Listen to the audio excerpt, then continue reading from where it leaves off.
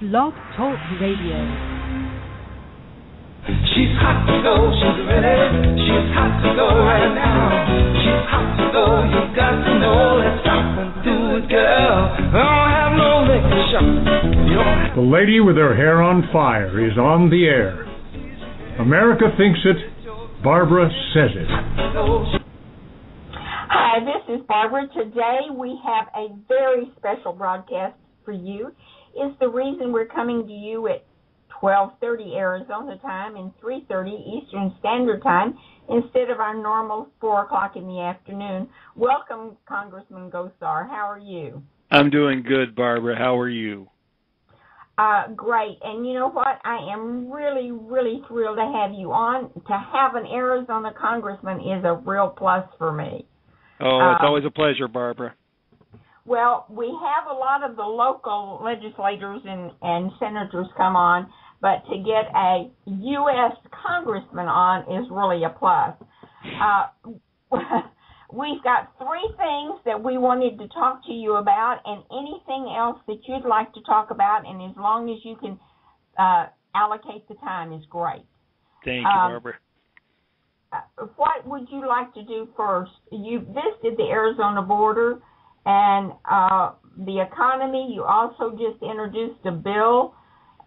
Which item would you like to talk about first? Well, I think what we ought to concentrate on first off is talking about visiting the Yuma border and why we visited. Where this is a number of visits that we've done there is to look at actually what works and to highlight for America how do you accomplish securing a border, but having a community that works in collaboration and cooperation to get it done. And we want to make sure that the rest of the United States and this country actually knows there is people that work together and solve problems. True. And what did you find when you went to the Yuma border? I don't think that section is where the most illegals travel through, though, is it?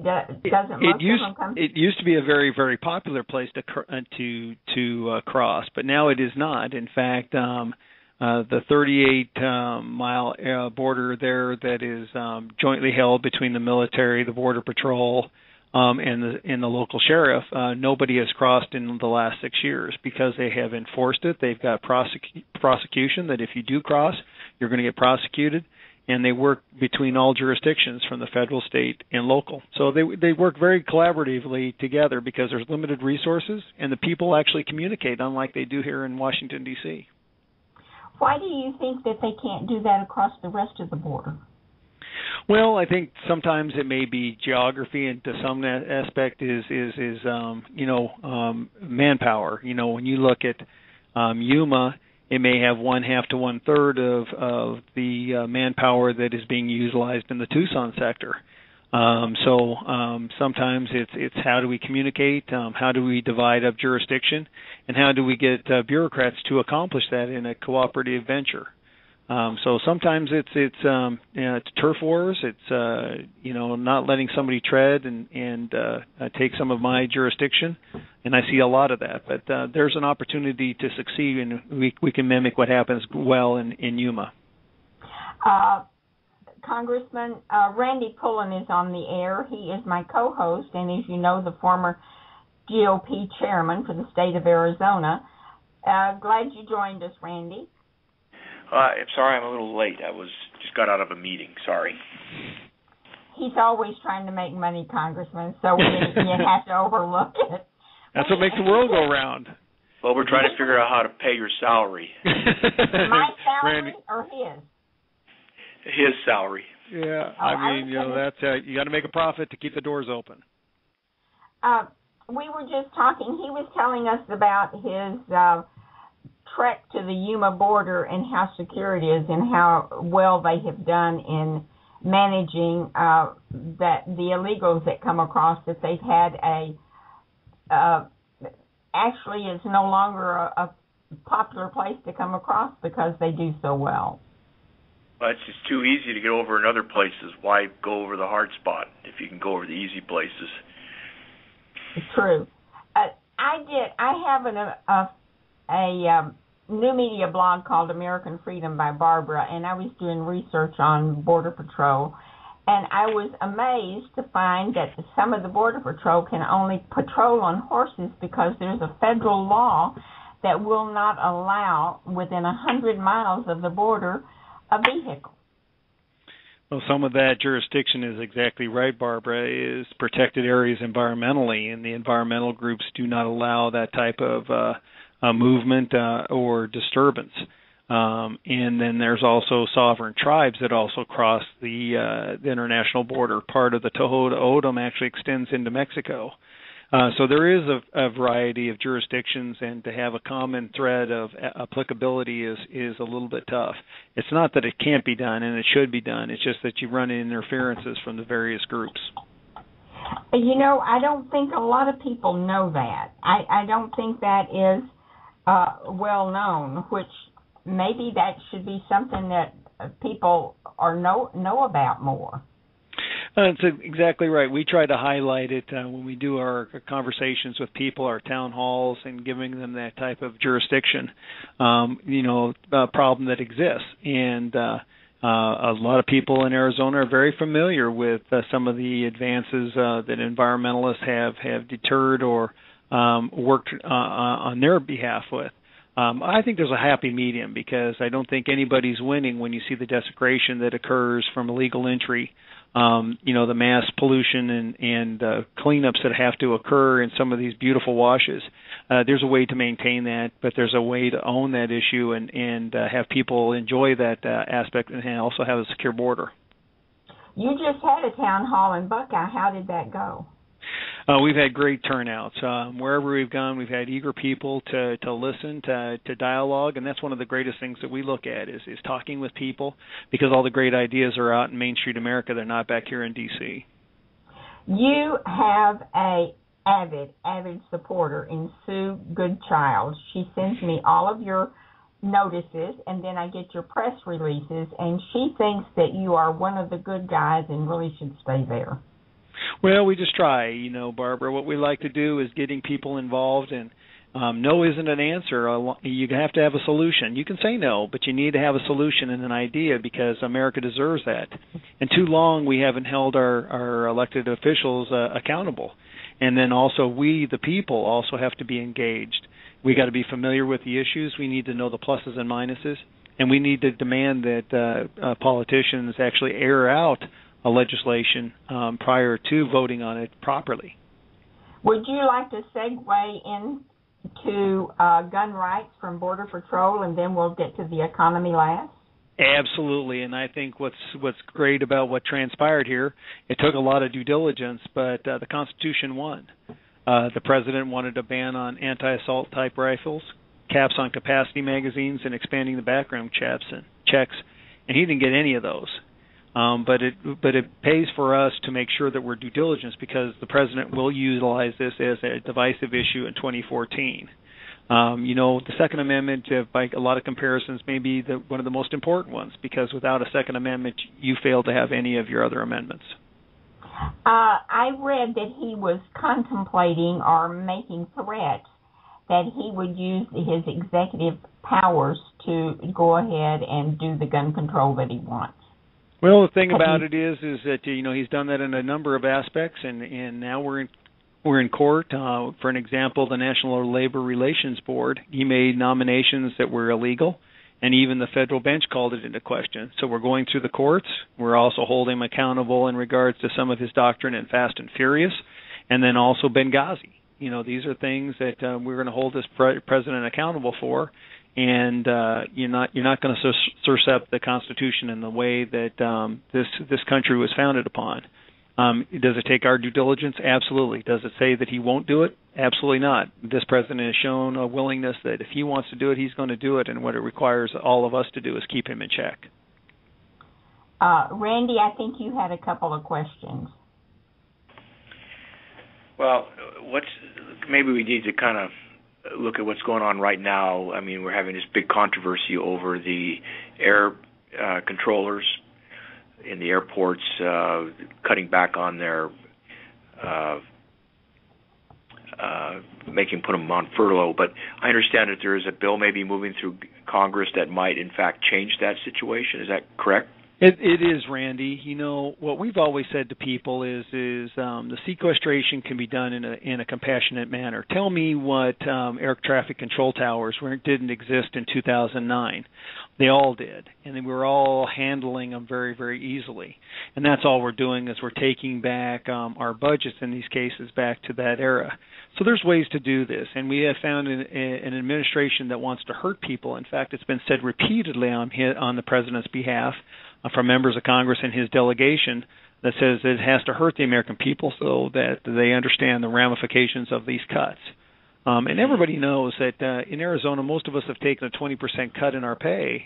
This is a little less than 3 cents per every dollar that the government spends is a cut. So that's just horrific. But what we've done in the past is we've articulated exactly how the cuts will be done so that the president can't do it in a hideous or egregious fashion. Through the blogosphere, the term is Americans paying for Obama's agenda gain is the way they've been putting it through the blogosphere. Mm-hmm. Well, if you look at the president, I think most of the Fox media have exploited it is that the president and the vice president have taken, 8 vacations since the beginning of the year, and yet we won't open up the White House, the People's House, for people that have taken a year to plan a vacation to see the great White House. It's just unfathomable to me that we have an arrogant president that looks at this egregious form instead of working with people. He wants to make it hurt, and that's what I tell everybody. There are so many opportunities that this president is bypassing on to get this country back on track and to become great. And that's what saddens me is that each of these little vestiges have been an opportunity to gather the American people and create solutions. You know, Congressman, that's a interesting point you're making because we've been hearing that a lot on Fox News and other stations about shutting down the White House for tours. Also, all his vacations. Is there any polling data out on that shows that that's objectionable by voters in general? I'm not aware of anything yet, Randy, and usually that'll come back out of the field either this week or next. Mm-hmm. But I can tell you in my town halls, we get a big rise out of people when we talk about it. Like, and that's what sequestration actually did is that the House has taken over 20% cut over the last 2.5 years to our budgets. The Senate and the President have done that. People show up at your town halls. I don't know them, but I assume that most of them are probably Republicans that are at least somewhat active to show up at a town hall. So well, they do, but we get a lot of Democrats too, and it's been people that care, and they got questions, and I walk in anywhere. But I think when you deal with the facts and you deal with numbers, they set you free. Correct. Right. David Schweikert, who is my congressman, he always comes in with the numbers, and when you actually see the numbers, it just really makes your eyeballs spin. It does. It absolutely does. You know, where we're sitting at, Barbara, in our debt, to have a president saying that our debt is not an issue, it is an issue. And you have to reel your numbers in. You have to have control of those. And I think America can do this. I don't know. I know we can. I think it's that American drive to get it done. It's just that we just have to do this together, and we have to be acknowledging that there's a way to do this together, and things that are failing, we have to call out the failing aspects, and a lot of them were implicated in some aspects at the beginning of this president's term, and to acknowledge a failing healthcare system and a collapsing healthcare system, a collapsing economy. And that the government's part of the problem, not part of the solution. There was a report that came out this morning by the year 2016. America's debt will be over $20 trillion. Doesn't surprise me. And will continue to rise. How do you see the economy shaking out on all of this? Do you see it, because there's different reports that come across the CBO seems to think that Obamacare is really going to hit the middle class tax-wise and increase health care costs tremendously. It is, that's all we see, Barbara, is we see the advocacy groups in here knowing that it is failing and it will continue to fail. You have a struggling economy. They have uncertainty. They don't know what their tax bill is. They don't know what their rules and regulations are. They don't know what the health care issues are. They don't know their tax schemology, so they're going to play safe. We're ready and poised to get this country going. You look at my 3 jobs bills, the big copper mine, getting people back to thin the forest, and our hydropower bill, which would put over 4,000 people to work. And these are jobs that are not 20 to 25,000. They're 40 to 140,000. Those are jobs that people buy houses, they invest in cars, they invest in communities. And natural resource money spends in our state 7 to 8 times before it leaves our state. You're talking about over $1 billion every year for the next 50 years coming into our state. That's something that you can start to rebuild an economy on. But we got an administration that wants to stop it.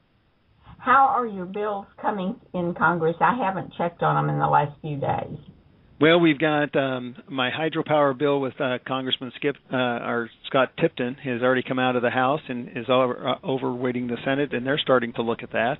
Our catastrophic wildfire bill in Forfry has had already a hearing, and same thing with the copper. So we're going to be going to our full committee markup for a vote and then get it out of the House. And this year, different than last year, we've got a companion bill working over in the Senate, so we have an opportunity. We actually have people that care and want to hear a bill and want to have a full discussion of its merits, and I think that's a positive aspect. Now, will these bills, your mining bill especially, will it affect other states like Pennsylvania for coal mining and I think Kentucky has a lot of mines? Well, it does in the fact that what we look at in this bill is a new way of looking at how do we compensate Arizona and the American people for justified value. This actually allows us to inventory the mine based on appraised value, and anything over, we get additional value both to Arizona and to the federal government. So it's a fair and transparent process of compensation. So I think that will have a due effect to everybody because it looks at mining reform and royalties in a very nice light. In fact, in our witness panel, the Undersecretary of Interior actually highlighted that in a conversation with Peter DeFazio from Oregon. We have a caller on the line. I don't know if you're interested in asking a question or if you're holding to listen. Sure. Sure. Which are you? Hi, Barbara. Hi, Barbara. It's Noel. So you're listening. Okay, Noel. Yeah, Randy I was listening. Well, I called in to ask a question, but that's okay.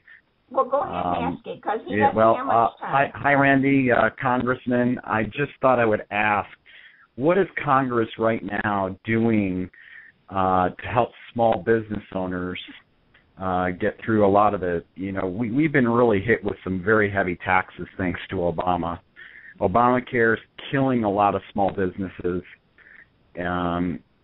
Nobody seems to be very interested in holding Obama's feet to the fire on what he's doing to destroy small business. So I'd like to know what you're doing to try to help the situation. Hey, that's perfect, Noel, but you're exactly right. Most people are very frustrated with that, and particularly from Congress, you have people have to know that the House represents 1/2 of 1/3 of the federal government, and so we are working in minority fashion. But what we've tried to do, from my vantage point, is create opportunities, and I outlined some of those larger bills. Yes, they don't hit smaller businesses, but what we've tried to look at is increase accessibility to capital, which is almost non-existent. Get rid of duplicative rules and regulations, and try to streamline the process. That is critical. And then to champion areas of where we can have investment to allow people to build, in their area of their expertise, whether it be science, whether it be healthcare, whether it be in forest, natural resources, and building. Those are some of the things that we've been trying to do on that, Noel. But it is very frustrating because you have the opposite side of the aisle that wants big government and the nanny state, and we're in the minority effect, so we don't get big changes until, like the president says, making sure that elections have consequences.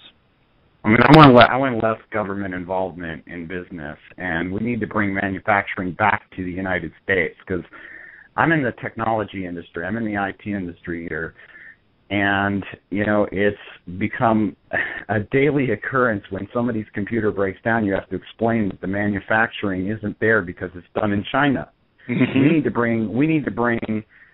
to bring that stuff back to the U.S. because the only thing that can be really said that's made in USA right now are small businesses. Oh, exactly right, Noel, and that's why what we have to have is a change in our tax code. Lower the rates, keep more in the taxpayer, make sure that there's proper investment and strategy for you to reinvest in America instead of foreign companies.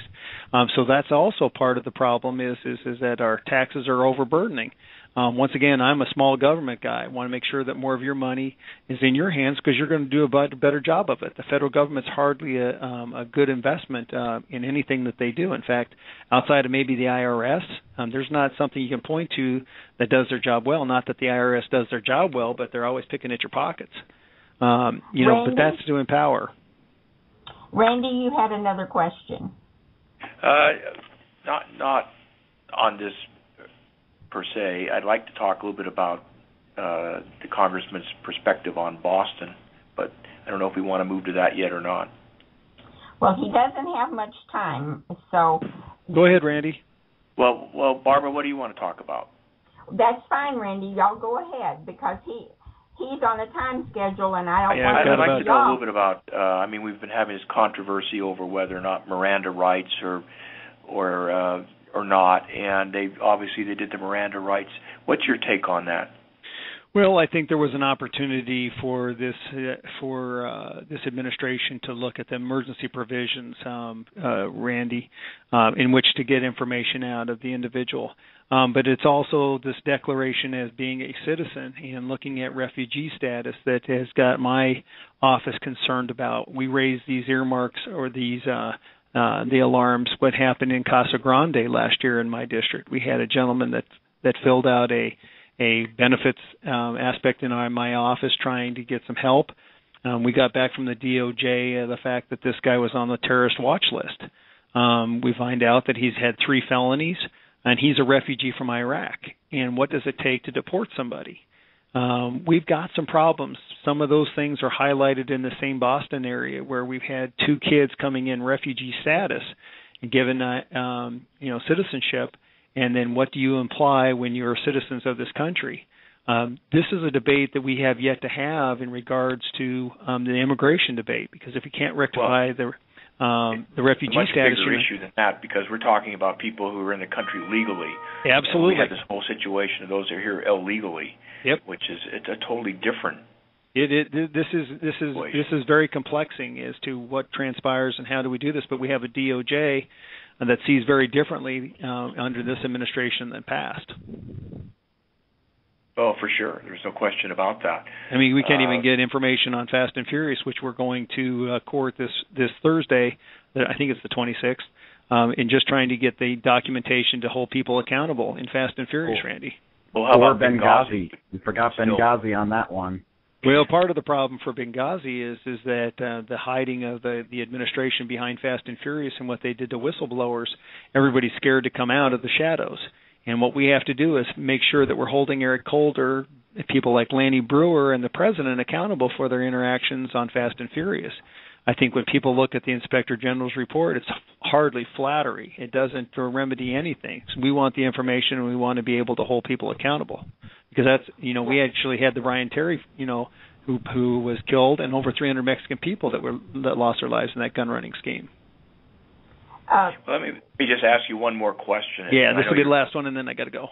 Okay, and that coming back around to Obamacare, which now we're starting to see Democrat congressmen and senators backing away from it, is now realizing just what a complete mess it is.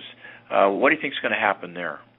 Well, this is one thing I think I can make you smile. You know, when Nancy Pelosi made the comment, you got to pass a bill to find out what's in the bill, and everybody she thought was correct. You had to in order to to find out what the bureaucrats were going to do. Well, what's great about that comment is that everybody thought that it exempted members of Congress and their staff. Well, guess what? Starting January 1st of 2014, members of Congress and their staff have no benefits. That should make you smile. Kidding. No. So if it's good enough for whatever they offer members of Congress, it should be an open enrollment to the rest of the public. You're seeing this thing fall apart in front of our eyes, and we have to be ready with a solution that is patient-friendly, patient-centered. Path out of it? Is it amending what's there, or is it just replacing it with something entirely different?